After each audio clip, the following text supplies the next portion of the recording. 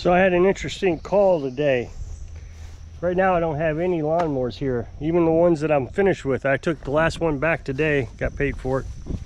So, you know, I've said in previous videos that the business is slowing down, but I don't think it's because of anything I've done wrong. I think it's because people are switching over to electric push mowers and weed eaters. As a matter of fact, a lady just mentioned today in the comment section that she doesn't know why, but she bought an electric one. So, yeah, I guess that's just the way it's going to be.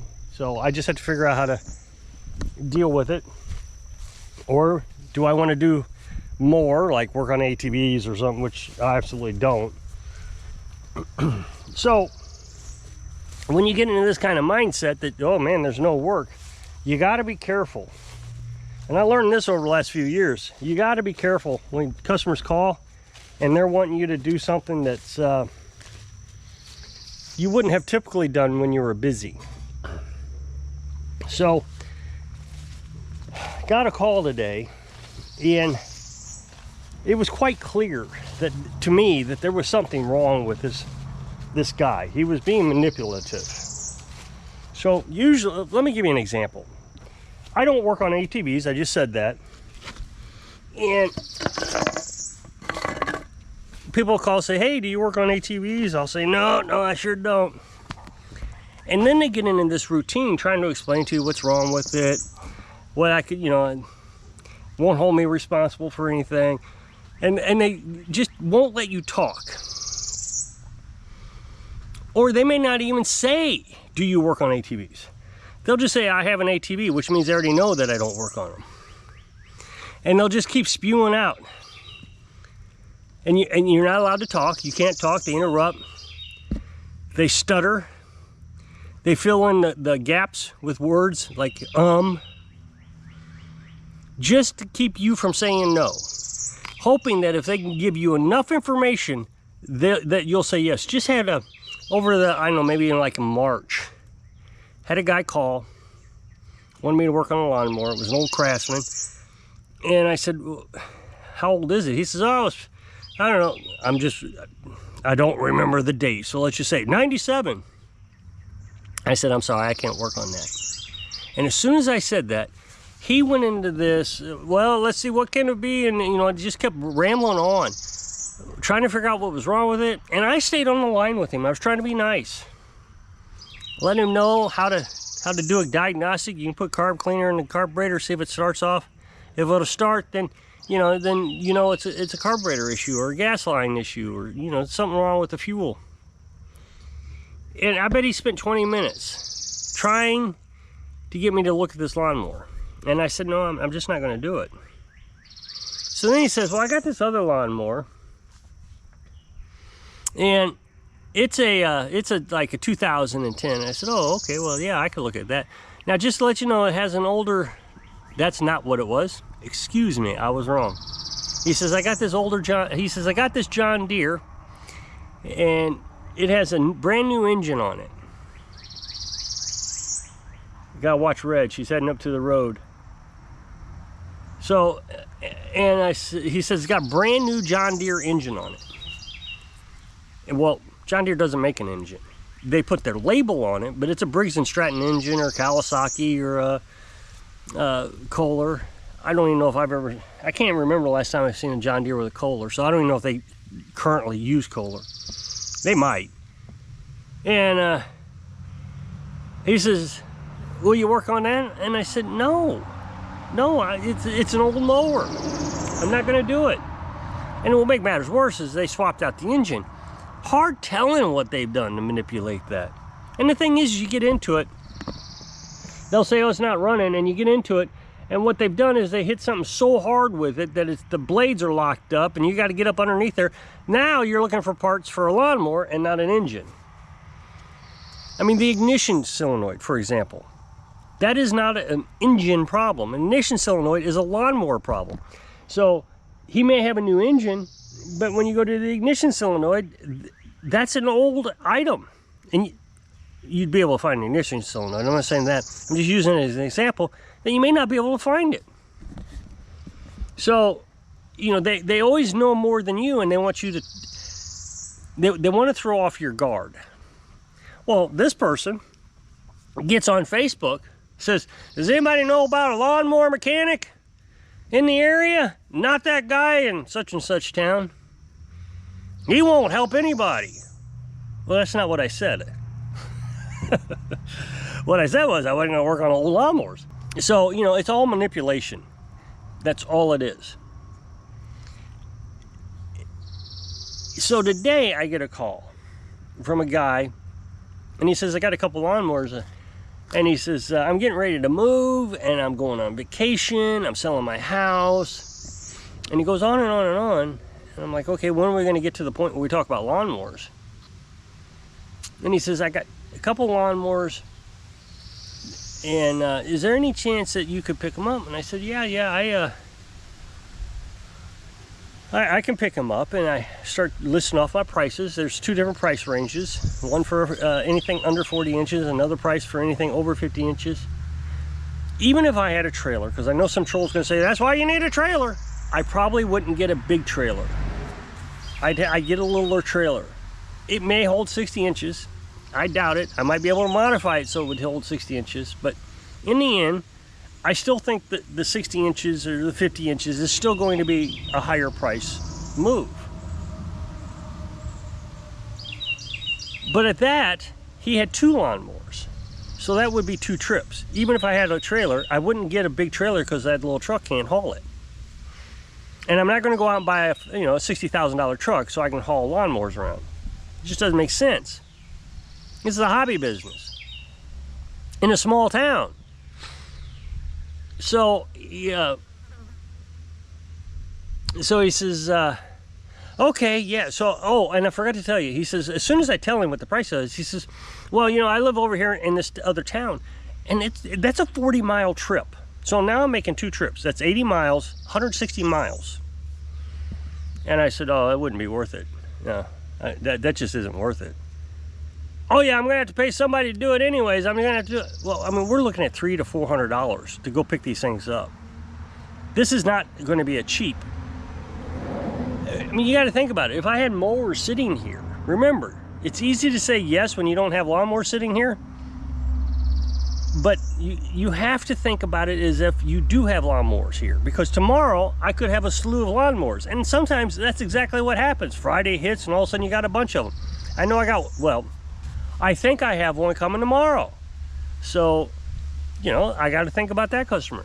So you got to continue to think, okay, if I had customers here, would I take this job? And the answer was no. I'm not going to spend half my day running back and forth to this town picking up lawnmowers. And he just kept rambling on and wouldn't shut up, which gave me a clue. There is something wrong with this. And then I got to thinking about it. Wait a minute. He's going on vacation. He's got 2 mowers that are broke down. What's the odds of both of them breaking down at the same time? It means one of them's been broke down for a while and the other one just broke down. He's moving and selling his house. So is he going on vacation to see his new house? Why is he getting these repaired here? What does this mean towards the schedule? Is he going to be moving and he's going to be in Seattle? I don't know what town. I'm just saying, is he going to be in Seattle when I actually get them done? And he's going to be like, well, you know, you didn't get them done fast enough. So I think you're going to have to buy those lawnmowers from me. And I want $5,000 a piece from them. You know, what is his motivation here? There's something wrong with this.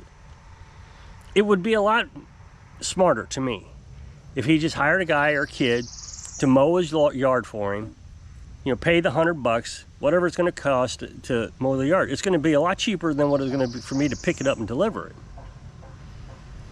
it. And is he going to move these to this town that he, you know, wherever he's moving to? Why not just move them and then find a mechanic when things settle down? I don't understand. And when things don't make sense is when things are probably not being truthful. There is a hole in his plan. Of course, I have this basic instinct that there's a problem, but my brain hasn't articulated it yet while I'm on the phone with him.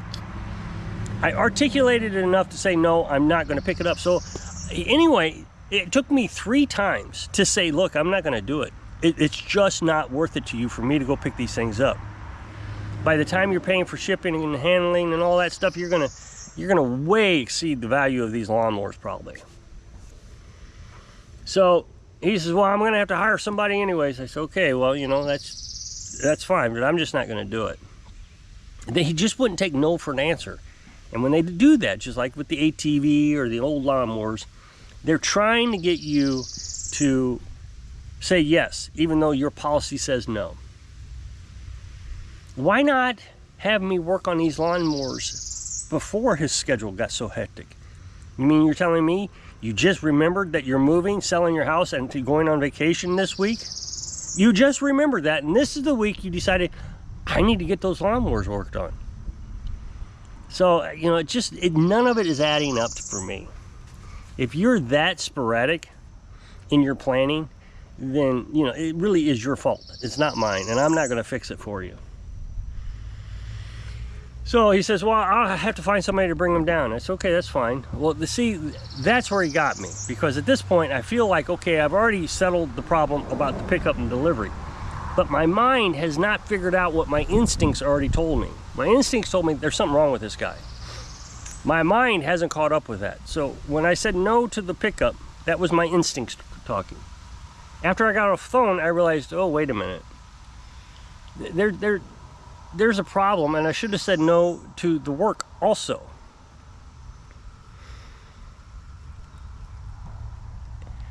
It just doesn't add up.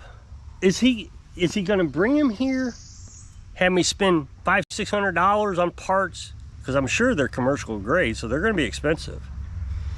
Then he's going to get up to Seattle and he's going to say, look, you know, there's just no way I can get them, so what do you want to offer me for those mowers? And when I say nothing, I don't want to buy them.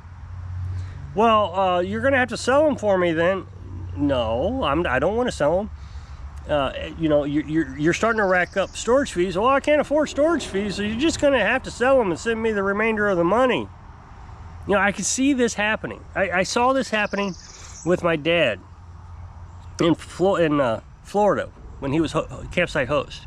There was another campsite host. He moved back to Oregon. I think it was Oregon, and left his trailer there, and then left Dad with the responsibility of selling this camper of his. No, I'm not doing it. I'm just not going to do it. First of all, they were friends, so that makes sense. You know, Dad did a friend a favor. I'm not friends with the person. I don't know this person from Adam. So, no, I'm not doing it.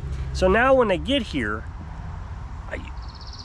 I don't know what my legal standing would be, and I would have to contact somebody or try to figure something out, but I'm not going to sell them.